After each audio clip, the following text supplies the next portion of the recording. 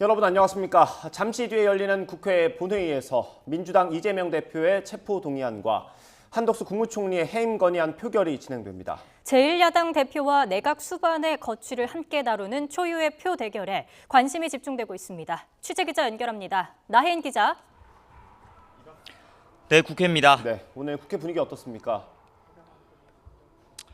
네, 아침 회의에서 나온 지도부 발언을 보면 국민의힘은 이재명 대표 체포 동의안 가결에 민주당은 한덕수 총리 해임 건의안 통과에 방점을 찍었습니다. 먼저 국민의힘 김기현 대표는 어제 이 대표가 SNS를 통해 사실상 체포 동의안 부결을 호소한 것을 두고 그동안의 단식은 결국 불체포 특권을 사수하기 위한 방탄쇼였다고 강하게 비판했습니다. 제발로 출석해서 영장실질심사를 받고 검찰의 무도함을 밝히겠습니다. 이 말은 불과 석 달 전에 이재명 대표가 국회 본회의장 앞에서 모든 국민들이 지켜보는 가운데 공공연히 했던 발언입니다. 반면 민주당 박광원 원내대표는 윤석열 정부가 민생을 외면한 채 30% 국민만 바라보는 이념 정치로 국론을 분열시키고 있다며 총리 해임 건의안 통과로 정권의 폭주를 막겠다고 말했습니다. 국무총리 해임 건의안의 본질은 대통령을 향한 국민의 강력한 경고입니다. 국회에서 통과되는 즉시 대통령은 이를 겸허히 수용해야 합니다. 그리고 국민과 국회의 의견을 충분히 수렴해서 국민 통합형 국무총리를 지명하기 바랍니다. 오늘 본회의에선 두 가지 안건 가운데 한 총리 해임 건의안이 먼저 표결될 예정입니다. 재적의원 과반이 찬성하면 가결되는 총리 해임 건의안은 민주당이 단독으로 통과시킬 수 있지만 강제성은 없습니다. 이 대표 체포 동의안의 가결 요건은 재적의원 과반 출석에 출석의원 과반 찬성입니다. 입원 중인 이 대표와 해외 순방 중인 박진 외교부 장관, 구속 상태인 윤관석 의원을 제외하고 모든 의원이 오늘 회의에 나오면 295명이 표를 던질 수 있습니다. 이 경우 148명 이상 찬성하면 체포동의안은 가결됩니다. 국민의힘과 불체포 특권 포기를 당론으로 정한 정의당, 그리고 여권 성향 비교섭단체 의원 전원이 찬성표를 던진다고 가정하면 120표라 민주당에서 최소 30명 가까운 의원이 이 대표에게 등을 돌릴지가 관건입니다. 박광훈 원내대표는 조금 전 이 대표가 입원 중인 병원을 찾았는데 이 대표는 변한 것은 없고 상황은 점점 더 나빠지는 것 같아 답답하지만 최선을 다하면 상황을 바꿀 수 있을 거란 말을 남겼습니다. 이 대표를 지지하는 당원들은 조금 전부터 국회 앞에서 체포동의안 부결을 결의하는 집회를 진행하고 있습니다. 국회 사무처는 혹시 모를 물리적 충돌을 우려해 본회의 전후 주요 출입문을 폐쇄하기로 했습니다. 네, 이 밖에도 오늘 굵직한 안건이 많죠? 네, 어제 인사청문 절차가 끝난 이균용 대법원장 후보자의 임명동의안도 오늘 본회의에서 표결될 가능성이 있습니다. 조금 전에 여당의 적격, 야당의 부적격 의견이 담긴 임명동의안 심사 경과 보고서가 채택됐는데 김진표 국회의장과 여야 원내대표가 본회의 상정 여부를 최종 논의할 예정입니다. 또 민주당이 주도한 헌정사상 첫 현직 검사 탄핵소추안도 오늘 본회의 표결에 붙여집니다. 서울시 공무원 간첩 조작 사건 피해자 유우성 씨를 보복 기소했다는 의혹을 받았던 안동환 검사가 대상입니다. 이 밖에 쟁점 법안인 노란봉투법과 방송법도 국회의장 결단에 따라 오늘 본회의에 상정될 수 있습니다. 민주당은 해병대원 순직 사건 수사 외압 의혹 관련 특검법도 신속 처리한 건으로 지정하는 방안을 오늘 본회의에서 추진하기로 했습니다. 지금까지 국회에서 전해드렸습니다. 네, 조금 전에 들어온 소식입니다. 병원에서 단식을 이어가고 있는 이재명 대표는 오늘 체포동의안 표결이 있는 본회의에 참석하지 않을 예정입니다. 민주당은 체포동의안에 대한 신상 발언과 메시지도 없을 거라면서 이같이 공개했습니다. 이에 따라 오늘 투표에 참여할 것으로 예상되는 의원은 295명 정도가 될 걸로 예상됩니다. 이재명 대표는 지난 2월에도 체포동의안 표결이 있었는데 그때는 5분 정도 신상 발언을 통해서 검찰 수사의 부당함을 호소한 적이 있습니다. 이재명 대표는 앞선 어제 SNS에 사실상 부결을 호소하는 메시지를 올리기도 했습니다. 다음 소식입니다. 충남 서산에 있는 공군부대에서 이륙하던 전투기가 추락했습니다. 조종사는 비상 탈출해서 무사한 걸로 전해졌습니다. 취재기자 연결합니다. 이문석 기자. 네, 대전 충남 세종 취재본부입니다. 네, 사고가 언제쯤 났습니까? 오늘 오전 8시 20분쯤입니다. 공군 제20 전투비행단 소속 KF-16 전투기 한 대가 충남 서산 해미면에 있는 기지에서 추락했습니다. 임무를 위해 이륙하던 상황이었습니다. 공군 측은 다행히 조종사가 비상탈출해 무사한 상태로 병원에 옮겨졌다고 전했습니다. 큰 부상은 없고 정밀 진단을 위해 이송했다고 설명했습니다. 또 추락 지점이 기지 내여서 민간 피해 역시 없다고 말했습니다. 현재 기지 내부 진입이 통제된 상황이어서 전투기가 추락한 지점이 정확히 어디인지는 알려지지 않았습니다. 공군은 추락 사고와 관련해 부대 내에서 군인 인명 피해가 추가 발생한 것은 없다고 답했습니다. 네, 오늘 사고가 난 기종은 이전에도 사고가 여러 차례 있지 않았습니까? 네, 맞습니다. KF-16은 F-16 계열로 국산화한 부품을 조립 생산하는 방식으로 전력화한 전투기입니다. 가까이는 지난해 11월 19 전투비행단 소속 전투기가 엔진 연료 펌프 손상으로 추락했습니다. 이때는 정비 불량이 원인으로 나왔습니다. 최초 추락 사고는 1997년 8월이었고 한 달 뒤에 연이어 추락 사고가 발생했습니다. 이 두 사고는 모두 연료 도관 부식이 원인으로 지목됐습니다. 또 2002년 2월 엔진 터빈 블레이드 파손으로 5년 뒤인 2007년엔 정비 불량 사고와 비행 중 착각으로 추락해 2명이 숨지는 사고가 나기도 했습니다. 이어 2009년 3월에 조종사 과실, 2019년 2월엔 부품 고장으로 각각 한 대가 추락했습니다. 공군은 이상학 공군 참모차장을 본부장으로 하는 비행사고 대책본부를 구성해 오늘 일어난 추락사고의 원인을 조사하고 있습니다. 지금까지 대전 충남 세종 취재본부에서 YTN 이문석입니다. 생명보험금을 노리고 남편을 살해한 혐의로 재판에 넘겨진 이른바 계곡살인의 주범 이은혜가 무기징역을 확정받았습니다. 대법원은 오늘 살인과 살인미수 혐의 등으로 구속 기소된 이은혜에게 무기징역을 선고한 원심을 확정했습니다.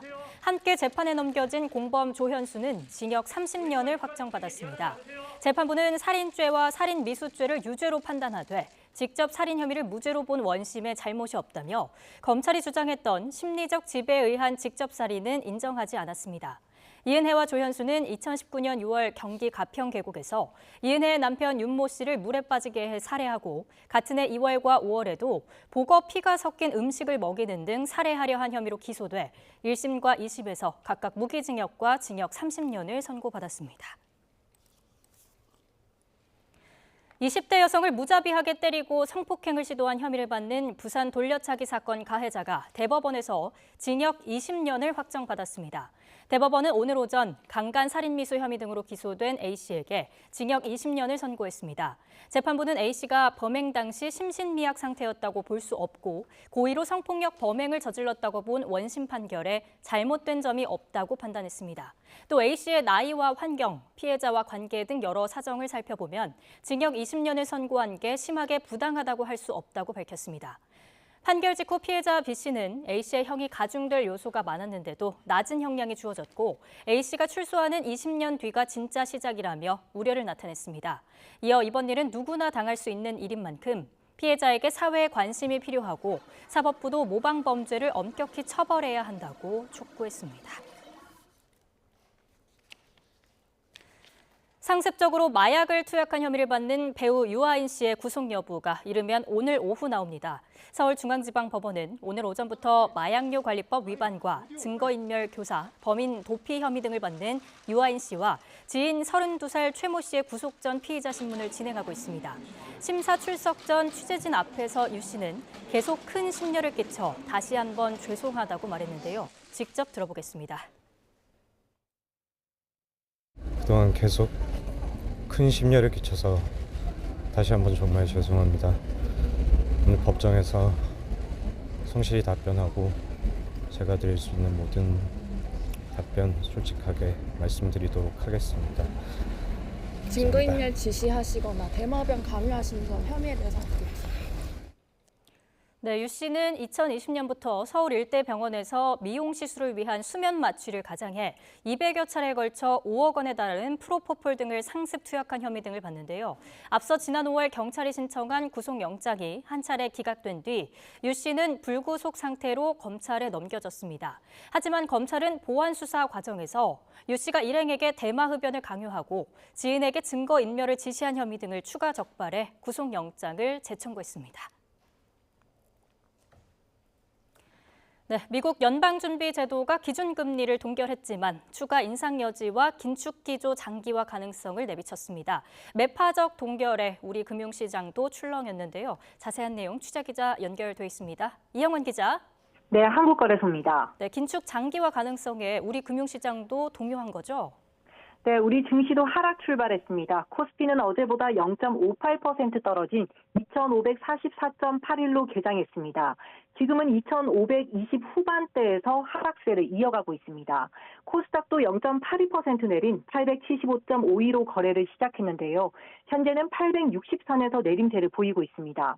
원달러 환율도 달러 강세로 2.4원 오르면서 1,332.5원에 거래를 시작해 지금은 1,340선까지 올랐습니다. 이렇게 증시가 내리고 환율이 상승세를 보이는 건 미국이 기준금리를 동결하면서도 긴축기조를 오히려 강화했기 때문인데요. 미국 연방준비제도가 연방공개시장위원회 FOMC에서 올해 추가 인상 가능성을 열어둔 겁니다. 특히 시장이 주목한 건 내년 금리 전망이 상향 조정된 점입니다.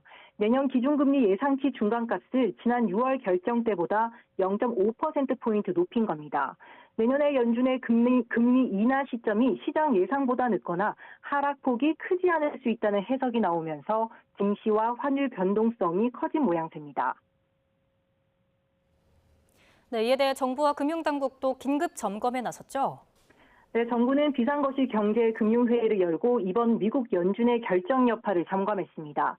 추경호 부총리는 고금리 장기화 가능성이 한층 커진 만큼 경계심을 갖고 대응하겠다고 밝혔는데요. 직접 들어보겠습니다.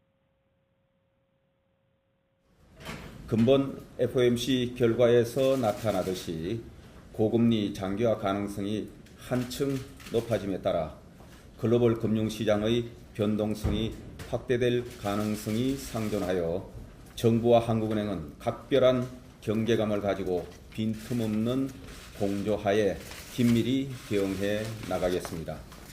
한국은행도 시장 상황 점검 회의를 열고 이번 FOMC 회의 결과가 우리 금융, 외환시장에 미칠 영향을 살폈습니다. 유상대 부총재는 긴축기조 장기화 가능성이 국내외 금융시장에 미칠 영향을 면밀히 점검하겠다고 강조했는데요. 특히 국제유가 오름세가 물가 상승 압력으로 작용할 가능성에 유의할 필요가 있다고 밝혔습니다. 지금까지 한국거래소에서 전해드렸습니다.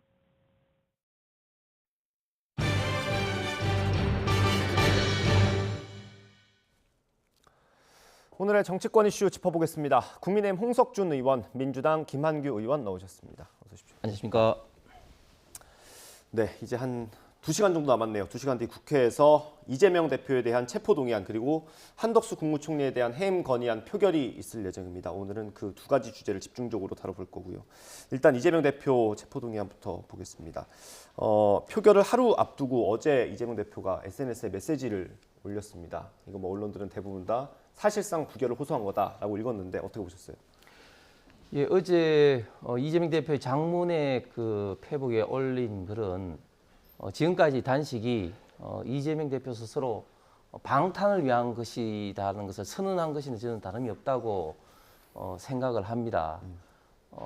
정말 그 20일 이상의 단식으로 기력이 굉장히 빠졌을 텐데도 이 장문의 글을 이제 올렸는데 그만큼 이재명 대표 입장에서 좀 절박함을 좀 나타낸다 보는데 그런데 이재명 대표 스스로 이야기했던 이게 검찰 조작이고 정치적으로 이렇게 하는 거다고 생각하면은 아니 당당히 영장실질심사를 받아서 만약에 법원에서 부결시킨다면 그만큼 윤석열 정부에 직접적인 타격을 주는 것이 뭐가 있겠습니까? 그만큼 지금 현재 여러 가지 어떤 증거라든지 정인이라든지 이런 것들이 직접 또 본인도 수사를 받는 과정에서 굉장히 지금 현재 수사가 많이 진행됐다는 것을 반증하고 있는 것이고. 네. 근데 저는 참 안타까운 게 지금 이재명 대표가 대선 때도 그 국회의원들의 불체포 특권을 공약을 했고 네. 그것도 파기했고 또 한 3달 전에 교섭단체 대표 연설에서도 네. 불체포 특권을 포기하겠다고 선언을 했지 않습니까? 네. 그런데 그게 손바닥 뒤집듯이 3달 만에 이렇게 스스로 지금 과거에 했던 불체포 특권 포기 선언을 지금 이제 걷어차고 지금 국회의원들, 당 소속 국회의원들에게 부결에 동참해달라는 이런 메시지를 내는 자체가 굉장히 저는 지금 야당 대표로서뿐만 아니라 우리나라 전체 민주주의에도 굉장히 좀 후퇴를 시키는 것이 아닌가 참 우려가 됩니다. 네. 이 이재명 대표의 어제 메시지가 나온 이후에 더 혼란스러워졌다라는 분석도 있거든요. 그건 어떻습니까? 그렇지는 않은 것 같고요. 의원들이 이미 생각은 어느 정도 각자 정했기 때문에 각자 입장에 따라서 본인의 뜻과 다른 분들은 뭐 불편한 생각을 갖고 있을 거라고 봅니다. 네. 이 메시지를 낸 것 자체가 이재명 대표가 아까 말씀하신 대로 이 체포동의안을 오게 되면 불체포 특권을 포기하겠다라는 얘기를 했었기 때문에 네. 그러면 이번의 경우에는 어떤 입장을 갖고 있는지 명확히 해달라라는 이제 당내 요구도 있었습니다. 혹시 가결을 요청해서 당이 뭐 하나 되는 거를 이제 혹시 지향하시는 건지 그걸 확인해 달라는 요청도 있었고 또 대표 아닙니까? 리더기 예. 때문에 이 부분에 대해서 본인이 명확하게 입장을 밝혀야 된다라고 생각을 하시는 것 같고요. 말씀하신 대로 뭐 부정적인 부분도 의원들이 생각하시는 부분도 있는데 지금 이재명 대표가 제일 중요하게 생각하는 거는 결국 당의 분열을 막겠다라는 거라서 혹시라도 가결을 생각하고 있는 분들께 이 방탄이라는 비난은 역사적 평가 본인이 감수할 테니 이 부분은 이제 본인의 뜻을 따라달라라는 부탁의 메시지였다고 생각합니다. 예. 어제 의원총회가 있지 않았습니까? 네. 민주당에서 어떤 얘기들이 나왔는지 궁금합니다. 뭐 공개적으로 뭐 실명을 할 수는 없겠지만. 네. 네. 뭐 당연히 찬반 경론이 있었고요.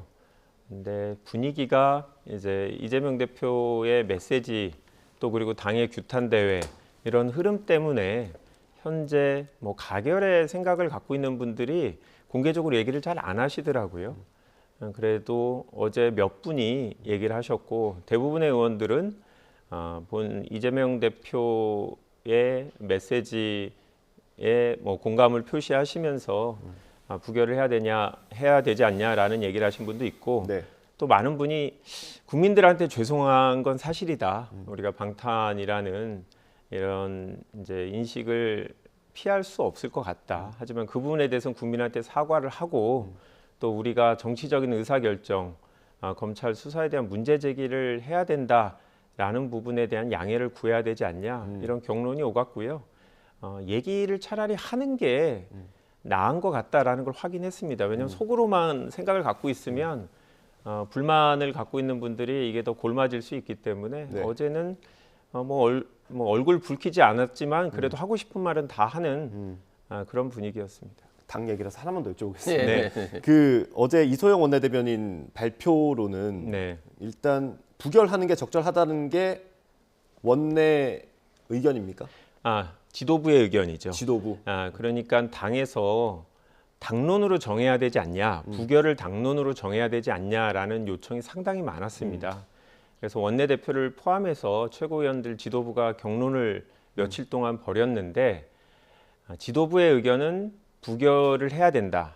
그래서 의원들한테 요청한다. 하지만 당론으로 하지 않겠다. 그 얘기는 가결을 생각하는 분들이 어차피 이게 무기명 투표인데 예. 당론으로 정할 경우에 더 반발을 해서 이 가결이 오히려 늘어날 수도 있지 않냐. 그래서 가결을 생각하시는 분들한테 부탁을 하는 모양새를 취한 거죠. 예. 부결하는 게 적절하지만 당론은 아니라는 결과가 나온 상황입니다. 지금까지 그거에 대해서 어떻게 보세요? 저는 뭐 다른 당이지만 지금 민주당의 사정이 저는 굉장히 좀 안타깝게 보여집니다. 사실 전통적으로 진보 좌파는 다른 건 몰라도 도덕성 면에서는 네.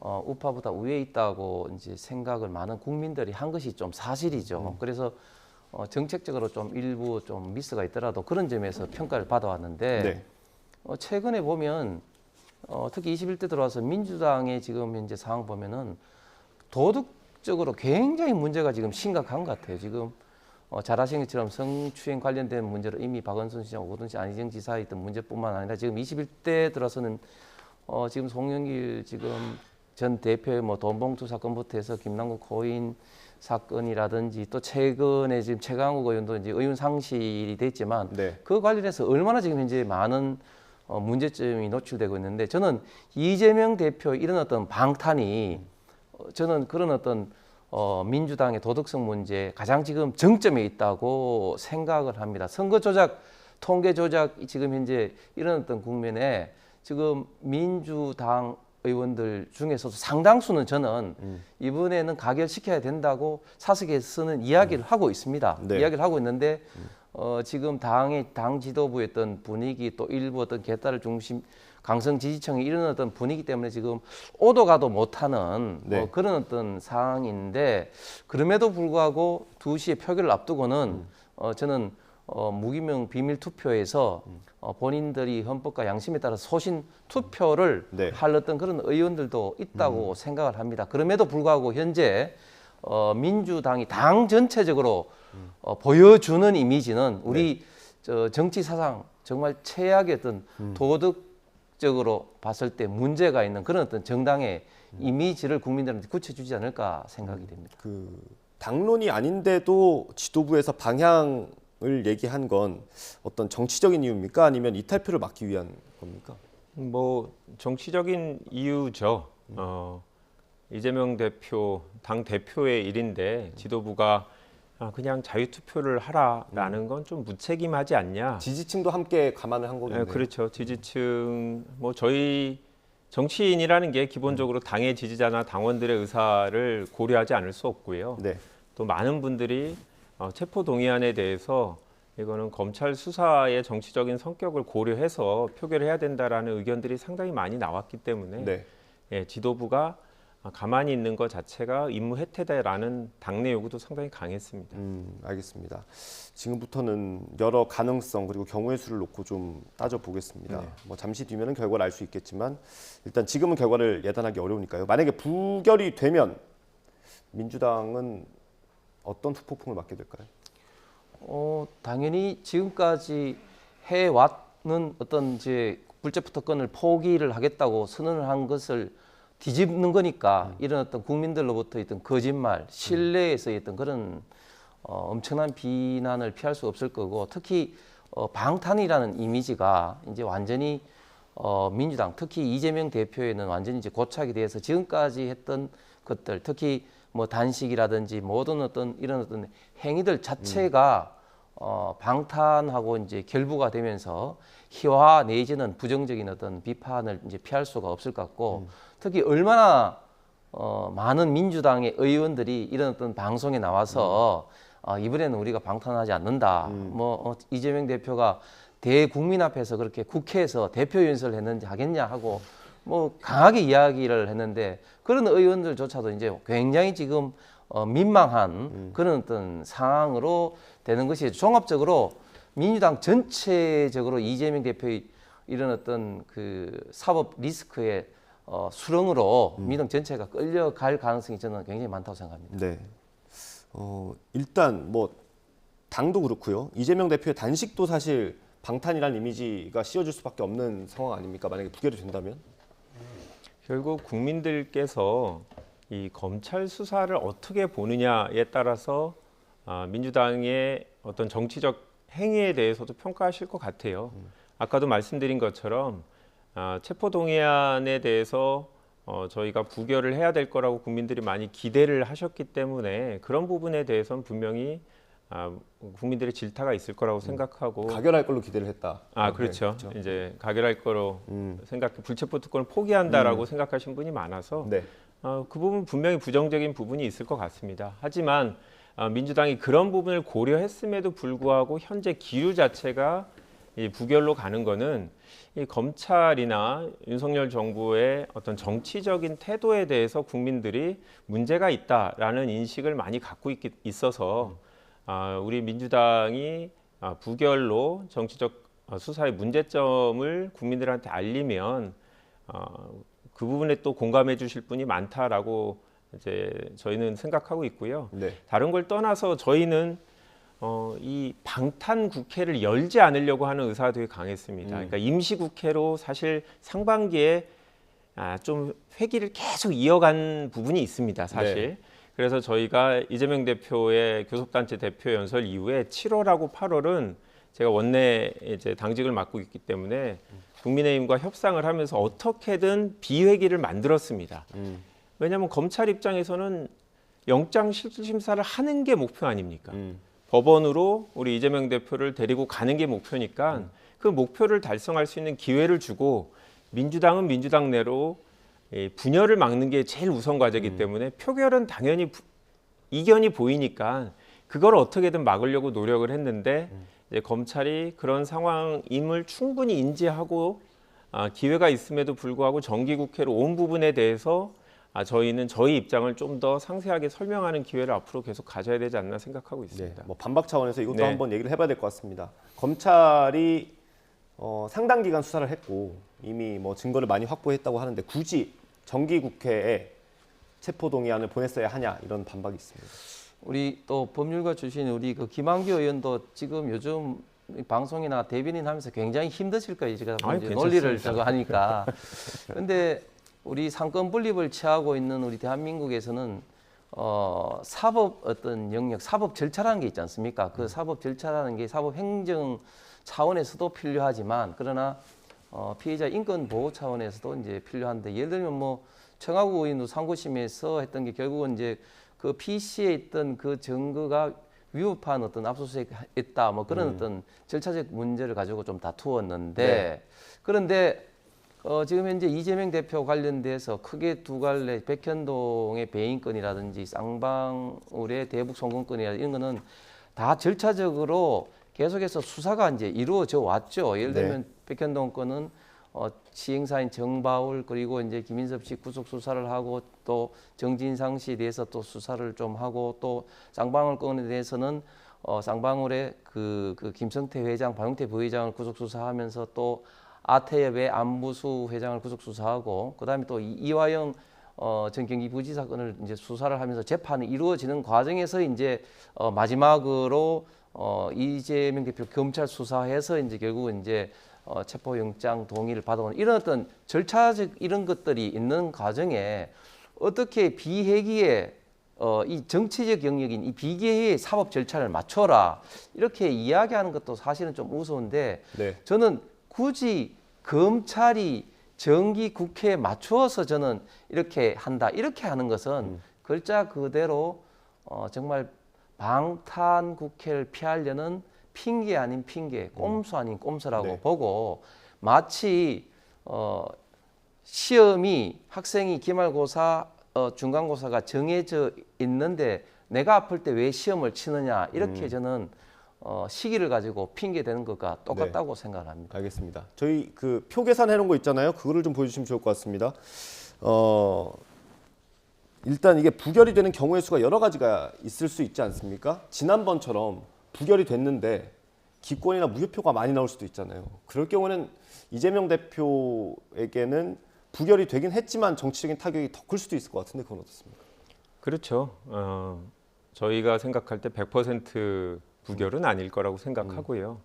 이견이 분명히 있다고 생각합니다. 공개적으로도 얘기하신 분이 있고 그래서 저희가 표결은 어떻게든 피해서 당이 대외적으로 좀 단일한 모습을 보이려고 했는데 현실적으로 피할 수는 없을 것 같고요. 잠시만요, 의원님. 저 그래픽 한번 설명드리는 게 좋을 것 같아서 네. 이걸 저희가 현재 의석수를 기준으로 정리를 해놓은 겁니다. 오늘 일단 이재명 대표가 출석하지 않기로 했으니까 표결 가능 인원이 최대 295명이 될 것 같습니다. 뭐 출장 중인 박진 장관이랑 수감 중인 윤관석 의원을 빼면요. 그래서 이 중에 지금 이렇게 구분을 해놓은 건데 국민의힘은 뭐 당연히 다 가결 쪽에 하시겠죠. 네, 국민의힘 가결 쪽에 던진다고 보고 정의당은 불체포 특권을 내려놓자는 주장이니까요. 그것까지 포함을 해서 가결 쪽에 120명은 일단 확보가 됐다고 보고 그러면 가결이 되려면 과반까지 28명이 필요한 겁니다. 그래서 저희가 그래픽을 이렇게 정리했고요.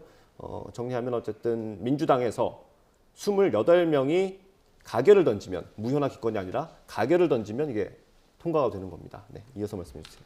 네. 근데 저 표 자체에도 보면 정의당이나 국민의힘 의원들이 전부 다 과연 부결일 거냐? 저는 좀 그렇습니까? 생각이 다릅니다. 예. 실제로 왜냐하면 이 불체포 특권 자체가 필요하다라고 생각하시는 중진 의원들이 있고요. 정치적인 성향을 떠나서 또 정의당뿐도 공개적으로는 포기해야 된다고 하지만 검찰 수사의 문제점을 또 개별적으로 얘기하신 분들이 계신 걸 저희가 확인하고 있고요. 예.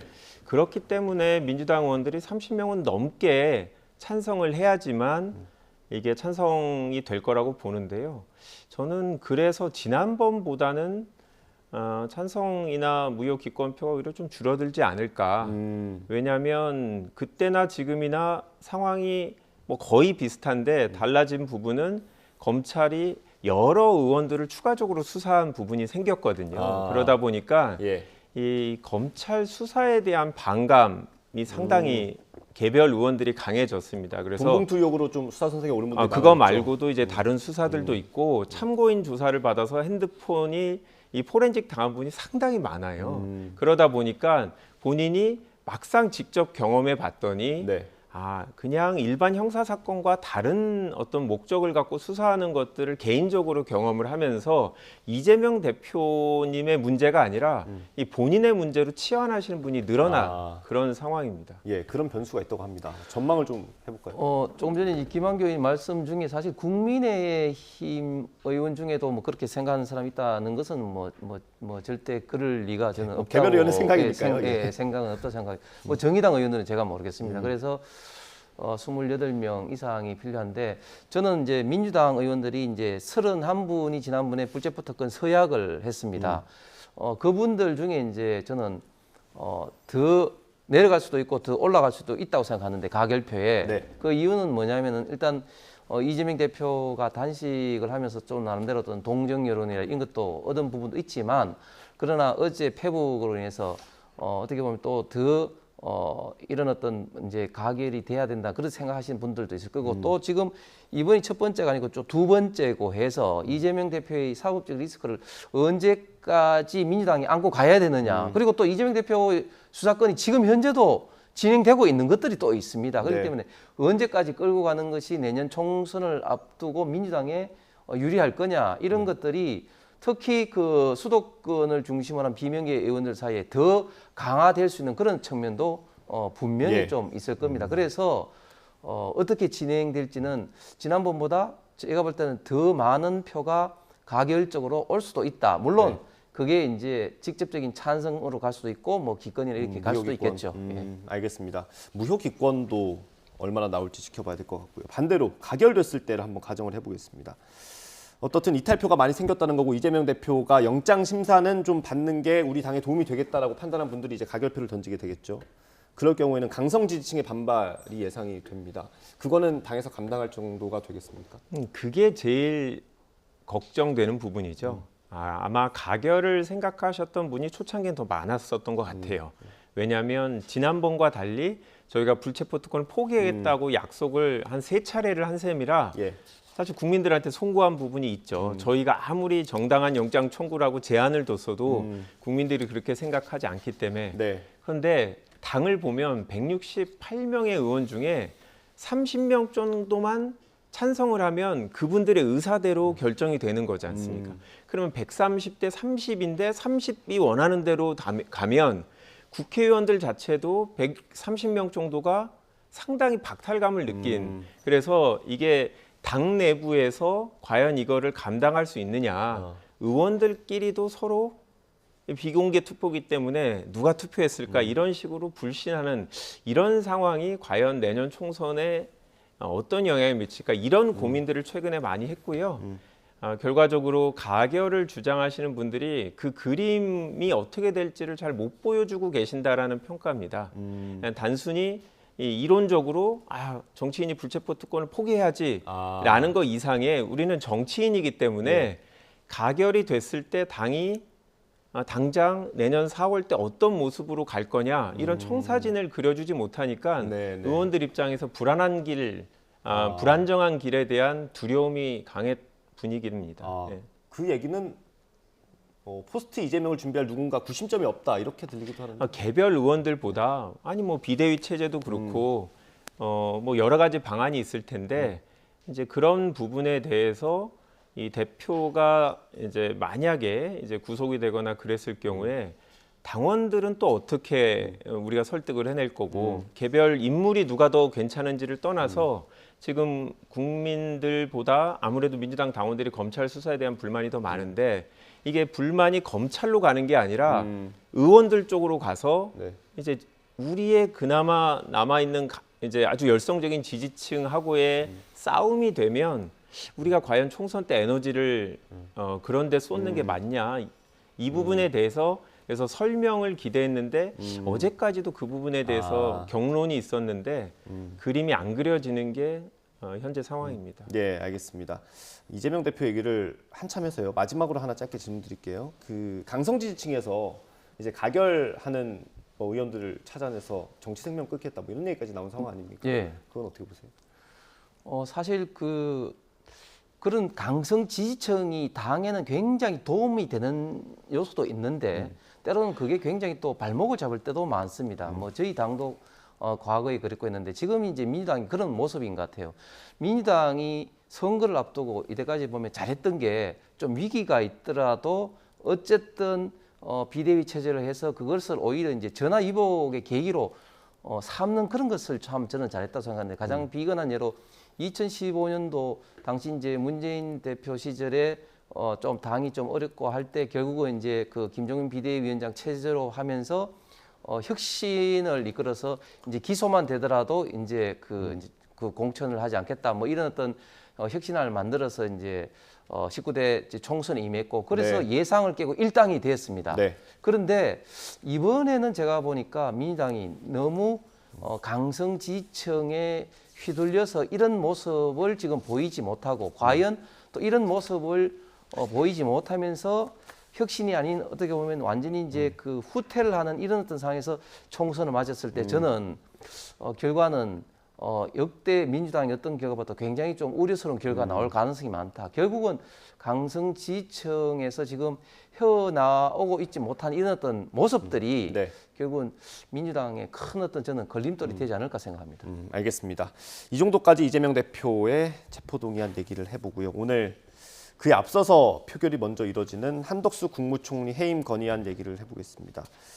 해임 건의안 내용을 봤는데 이태원 참사부터 잼버리 사태 뭐 여러 개가 다 포함이 되어 있습니다. 일단 간단히 설명을 해주시면 좋겠습니다. 저는 무오류를 주장하는 윤석열 정부에 대해서 민주당이 분명히 문제 제기를 강하게 해야 된다라고 생각하고요. 개별 국무위원들 잘못한 분들이 여러 분 있죠. 아까 말씀하신 대로 오송 참사라든지 잼버리 문제라든지 뭐 고속도로 문제라든지 네. 이런 부분에 대해서 그런데 명확하게 정부가 국민들께 사과하는 그런 메시지가 없었다는 거죠. 이 부분에 대해서 저희가 개별 장관들의 해임이나 탄핵으로 가야 되느냐? 이건 그 차원이 아니라 국무총리 행정각부를 통과하는 국무총리에 대해서 분명히 강한 경고의 메시지를 던져야 된다라는 의견이 모아졌습니다. 그러다 보니까 이 해임 건의 어떻게 보면 법적으로 구속력이 없을 수도 있는데 네. 정치인은 정치적 의사 표시를 하는 거죠. 수용 가능성은 대통령이 뭐 판단하는 거라 저희는 여전히 지금 이 순간에도 저희에게 한덕수 총리가 뭐 앞으로 태도 변화를 하겠다라든지 아니면 그간의 어떤 문제에 대해서 민주당이 불만을 갖고 있는지 대화를 시도하려고 하거나 그런 게 하나도 없습니다. 그러다 보니까 의원들이 처음 주장이 나왔을 때보다 갈수록 이 불만의 강도가 높아져서 오늘 통과시켜야 된다라는 의견이 아주 강한 상황입니다. 국민의힘은 뭐 표결에는 참여를 하는 겁니까? 반대표를 던지는 겁니까? 예, 분명히 이제 표결에는 참여를 하고 특히 저는 탄핵, 해임 이런 것이 이제 헌법상 어떤 국회의 권한이긴 하지만 정말 위험한 칼이고 그렇기 때문에 정말 그 절제해서 사용을 해야 됩니다. 그래서 지금까지 역대 어떤 정부도 이런 어떤 측면에서 야당이든 여당이든 칼을 안 휘둘러 왔습니다. 그런데 이번에 와서는 안 될 게 뻔히 알면서도 지금 민주당이 이런 어떤 칼을 막 휘두르고 있죠. 그런데 과연 이런 것들이 누구를 위해서 하는 거냐? 결국은 처음에는 이제 최상병 이런 문제 때문에 국방부 장관을 문제 삼다가 국방부 장관이 이제 사임을 하니까 이 타켓이 이제 없어지면서 이재명 대표 단식의 국정쇄신 이런 것을 하기 위한 어떻게 보면 탈출구로 네. 뭐 아무것도 안 하면 안 되니까 탈출구로 결국은 이제 국무총리 이제 해임까지 이제 지금 업그레이드에 대해서 지금 이제 그 공격을 하고 있는 거죠. 그래서 이재명 대표의 방탄 단식이 온 국회, 온 정부, 온 국가를 지금 이렇게 정쟁의 소용돌이 속으로 지금 몰고 가고 있다. 거기다가 지금 이제 대법원장 이근영 후보자에 대해서 지금 오늘 인사청문회를 지금 진행 중인데 이 문제까지도 아마 민주당에서는 뭐 긁고 넘어갈 수 있을 것 같은데 결국 당 대표의 이런 어떤 방탕 때문에 이 정쟁으로 몰아가고 이러는 것들이 저는 민주당 강성 지지층은 이렇게 원할 줄은 모르겠습니다만 과연 국민들이 좀 중립적인 시각으로 합리적 시각으로 봤을 때 과연 이런 모습들을 국민들이 지지할 것이냐 이런 문제에 대해서는 민주당도 정말 신중하게 판단해야 된다고 생각합니다. 예, 뭐 말씀하신 것처럼 이 해임 건의안은 정부에서 받아들이지 않으면 그만이잖아요. 정치적인 건데 그 다음 카드가 혹시 있습니까? 그러면? 아니죠. 뭐 저희는 정치인이기 때문에 정치 행위를 하는 거죠. 그러니까 어떤 최종적으로 수용 가능성을 떠나서 우리 행위가 정당하다는 걸 국민들한테 알리고 평가를 받는 거니까요. 만약에 수용 가능성만 기준으로 판단을 하면 이 체포동의안도 부결될 가능성이 높은데 검찰이 왜 자꾸 청구하겠습니까? 네. 결국은 검찰도 그런 의사표시를 하는 거고 구속이 필요하다. 저희도 마찬가지로 해임이 필요하다라는 의사표시를 하는 건데요. 한 가지만 더 말씀드리면 네. 역지사지의 입장에서 서로 생각했으면 좋겠어요. 저희 당 대선에도 졌고요. 지방선거에도 많이 졌고 국회에서 다수당이긴 한데 법사위원장 때문에 법안도 처리가 어렵고 애써 통과시켜봤자 법률안 거부권으로도 안 되고 예산도 저희가 주장한 것들이 거의 다 반영되지 않고 어떻게 보면 저희가 좀 무력화된 상태입니다. 그런데 오히려 힘을 갖고 있는 이제 정부의 관계자들이 다 전사가 돼갖고 최근에는 갈수록 평소에 온건했던 분들까지 국회에 와서 투사가 돼서 저희하고 싸우는데 이런 상황에서 민주당이 그러면 뭘 하기를 뭘 할 수 있다고 여당과 정부가 생각하는지 모르겠습니다. 저도 한번 생각을 해봤어요. 대통령이 왜 그러는지. 저는 제가 생각이 짧아서 그런지 이해가 안 되고 저는 정치적으로 저희를 대화나 뭐 타협의 대상으로 아예 상대방을 생각 안 하는 것 같아서 저희 입장에서는 저만 해도 상대적으로 좀 온건한 편이라고 생각하는데 이제 분노의 게이지가 분명히 올라가고 있어서 여기서 한번 끊어줘야 되지 않냐. 네, 그런 생각입니다. 의원님께 짧게요. 한 예. 1분 정도 남았어요. 예, 이게 사실은 이제 통상적으로 대통령 선거, 지방선거 다음에는 총선에서는 좀 정권 심판의 그런 분위기가 좀 이제 역대적으로 강한데 자꾸 이제 민주당이 이런 식으로 탄핵, 해임안, 남발을 하고 이런 식으로 그 발목을 잡게 되면 결국은 국민들이 결국은 이런 어떤 거대 야당을 심판해야 된다는 그런 저는 인식이 점점 강해질 수밖에 없을 것 같고 특히 검찰 입장에서는 이게 구속영장 청구를 안 하면 직무 위기가 되는 겁니다. 그렇기 때문에 저는 검찰의 사법적 영역에 대해서 이렇게 국회가 자꾸 입법의 영역으로 끌어들이려고 하는 이런 어떤 자세는 좀 버려야 된다고 생각합니다. 알겠습니다. 오늘 오후 2시 본회의가 있고요. 이재명 대표의 체포동의안 그리고 한덕수 국무총리 해임 건의안이 함께 표결에 붙여집니다. 오늘 뭐 예정이 됐던 이균용 대법원장 후보자 임명동의안은 오늘 상정하지 않기로 결정을 한 것 같습니다. 원내대표끼리 만나서 아마 오늘 상황이 좀 복잡하니까 25일 날 올리는 게 어떠냐 이런 논의가 있었던 것 같습니다. 그 내용 저희가 정리가 되는 대로 다시 한번 전해드리겠습니다. 네, 국민의힘 홍석준 의원, 민주당 김한규 의원과 함께했습니다. 고생하셨습니다. 감사합니다.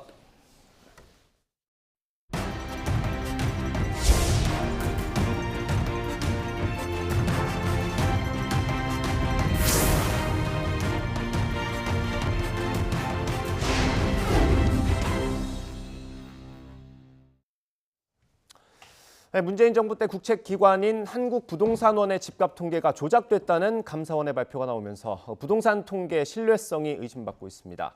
기관별로 통계가 제각각인 이유를 윤혜리 기자가 짚어봤습니다. 서울 송파구 가락동에 있는 대단지 아파트입니다. 전용 면적 84제곱미터, 매매 시세 하한 평균은 국책기관인 한국부동산원이 17억 6천만 원, 민간기관인 KB국민은행은 19억 원으로 같은 집인데도 1억 원 넘게 차이가 납니다. 주변 대표적인 아파트 단지 몇 곳을 비교해봤더니 적게는 5천만 원부터 많게는 1억 원 가까이 차이가 벌어졌습니다. 주간 아파트 매매 가격 지수도 차이가 났습니다.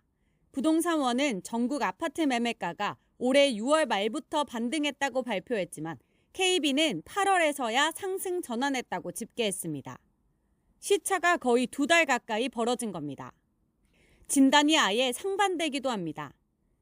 올해 6월에서 7월 서울 아파트 매매가 지수 변동률을 보면 KB는 하락한 반면 부동산원은 상승했습니다. 이처럼 기관마다 통계가 제각각인 이유는 표본 수와 조사 방식의 차이가 있기 때문입니다. KB의 조사 표본 수는 전국 아파트 6만 2천여 가구로 부동산원보다 2배 더 많습니다. 조사 방식도 KB는 중개업소가 직접 가격을 적고 부동산원은 조사원이 개별 가격을 조사해 적정가를 산출합니다. 두 기관 모두 표본 실거래가가 없으면 주변 아파트 거래나 호가 등을 활용하기 때문에 정확성이 떨어지거나 주간이 개입할 수 있습니다. 또 조사 기간이 짧은 주간 통계 발표가 오히려 시장 왜곡을 부를 수 있다는 지적도 나옵니다. 주간 조사를 공식적으로 공표하는 것 자체에 대한 의문이 분명히 생기는 그런 상황이 된 거라서 내부적으로 활용하겠다고 그러면 그럴 수 있겠지만 외부에 공표하는 거는 좀 지양해야 되는 방향성이라고 생각을 합니다. 지난 정부에서 부동산원의 집값 통계가 조작됐다는 감사원 감사 결과까지 나오면서 부동산 통계의 신뢰성을 담보하기 어려운 상황입니다. 정부는 통계 신뢰성과 독립성을 확보할 방안을 검토하고 있습니다. 우리 내부의 이 뼈아픈 진단을 해서 방향을 좀 잡고 필요하면 공론화를 거쳐서 결정하도록 하겠습니다. 전문가들은 장기적으로 실거래가를 기반으로 가격 지수를 선정하는 게 바람직하다고 조언합니다. YTN 윤혜리입니다. 앞으로 부동산 중개업소가 원룸과 오피스텔 등 매물을 광고할 때 전기료와 수도세, 인터넷 사용료 등 관리비 세부 내용을 의무적으로 공개해야 합니다. 이건 어기면 단순 미표기는 50만 원, 허위나 거짓 과장 광고는 500만 원의 과태료가 부과됩니다. 다만 내년 3월 말까지 6개월 동안 계도 기간도 운영됩니다. 추석 연휴를 앞두고 택배 배송이나 교통 범칙금을 사칭한 문자 사기나 명절 인사 등으로 위장한 메신저 사기가 증가할 것으로 보여서 이에 대한 주의가 필요합니다. 정부는 최근 3년 동안 문자 사기 피해 현황을 보면 택배 배송 사칭이 28만여 건으로 전체의 65%를 차지하는데 이번 추석 명절에도 선물 배송이 증가하는 상황을 악용한 문자 사기가 다량 유포될 수 있어서 각별한 주의가 요구된다고 밝혔습니다. 경기도 하남시 미사경정공원에서 콘서트를 준비하기 위해 설치되고 있던 무대가 무너지면서 현장 작업자 8명을 다쳤습니다. 일부 작업자는 온몸에 골절상을 입는 등 심한 부상을 입은 상태인데요. 권준수 기자가 보도합니다. 은색 빛깔의 철제 구조물이 아스팔트 바닥에 널브러져 있습니다.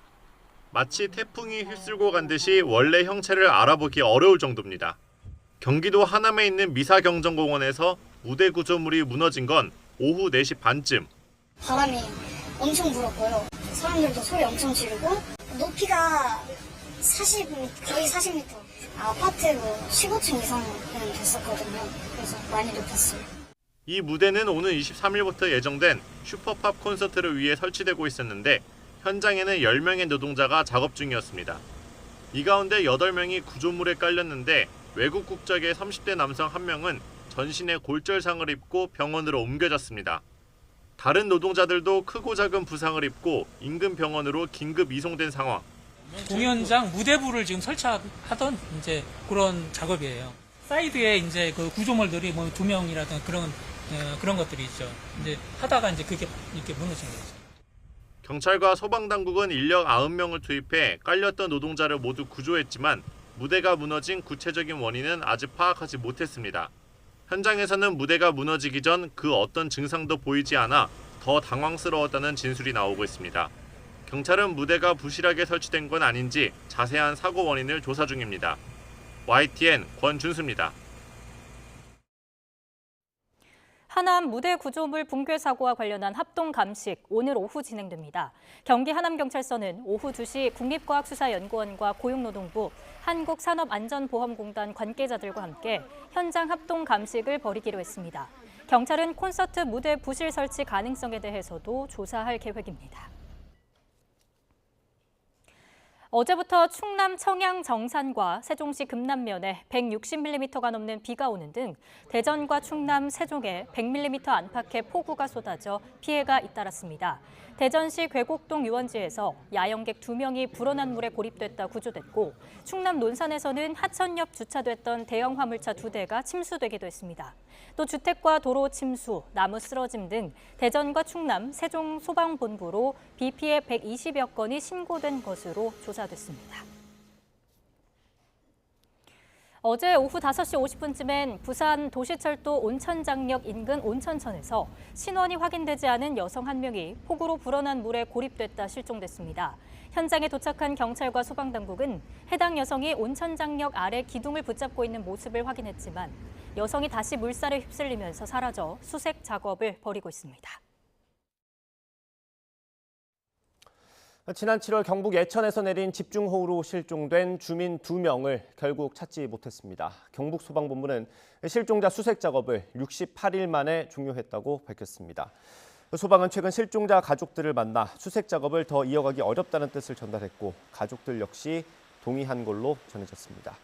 이로써 지난 7월 집중호우로 경북 북부에서 발생한 사망자는 모두 25명으로 집계됐고 예천군 벌방리 주민 2명이 실종 상태로 남게 됐습니다. 전두환 씨의 손자 전우원 씨가 각종 마약을 투약한 혐의로 정식 재판에 넘겨졌습니다. 서울중앙지방검찰청은 오늘 전 씨를 마약류관리법 위반 혐의로 불구속 기소했습니다. 검찰은 지난 6월 소환 조사에서 전 씨가 다수 마약류 투약 혐의를 인정했고 진지하게 반성하는 점 등을 고려했다고 밝혔습니다. 유명 인터넷 서점과 입시학원 사이트를 해킹해 전자책과 강의를 유포하고 업체를 협박해 수천만 원을 뜯어낸 10대 등 일당이 경찰에 붙잡혔습니다. 경찰청 사이버수사국은 해킹과 공갈 등의 혐의로 16살 A군을 구속하고 자금 세탁과 현금 수거 등으로 범행에 가담한 20대 2명을 구속 상태에서 재판에 넘겼습니다. 오늘 새벽 2시 50분쯤 경기도 고양시 덕양구에 있는 폐기물 처리장에서 불이 나 3시간 50분 만에 꺼졌습니다. 이 불로 다친 사람은 없었지만 폐비닐과 폐자재 등 각종 폐기물 30톤이 모두 불에 탔습니다. 이제는 낮 동안에도 선선해서 깊어가는 가을을 느끼기 참 좋겠습니다. 오늘 서울이 한낮에 24도에 머물며 예년 기온을 다소 밑돌겠고요.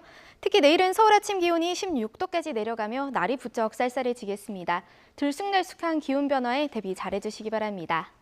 현재 서울 등 중부지방은 구름만 많은 날씨를 보이고 있지만 일부 남부지방에는 산발적인 비가 내리고 있습니다. 호남 동부와 영남은 오늘 밤까지, 제주도는 내일 아침까지 5에서 30mm의 비가 이어지겠습니다. 또 영남 해안에는 초속 20m 이상의 강한 바람이 불겠고요. 동해안을 중심으로는 너울성 파도가 높게 일겠습니다. 해안가 안전사고에 각별히 유의하시기 바랍니다. 오늘 낮 기온은 서울과 대전 24도, 광주 24도, 대구 23도가 예상됩니다. 내일부터는 전국이 대체로 맑고 일교차 큰 전형적인 가을 날씨가 이어질 전망입니다. 날씨였습니다. 이어서 뉴스앤이슈 2부가 방송됩니다. 저희는 잠시 뒤에 돌아오겠습니다.